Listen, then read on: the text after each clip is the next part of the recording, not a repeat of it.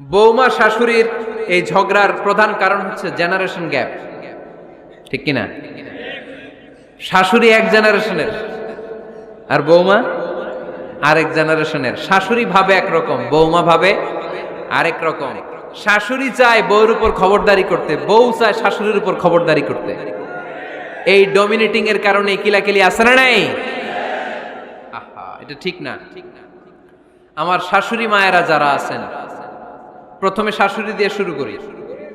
আমার মাইকের আওয়াজ যে ঘরগুলাতে যায়, আমার শাশুড়ি মাদেরকে বলবো, বউদের উপর অত্যাচার করবেন না। ছেলেরে প্রশ্ন করে, তোর কাছে তোর বউ বড় না আমি বড়? আছে না নাই? এটা একটা প্রশ্ন হইল।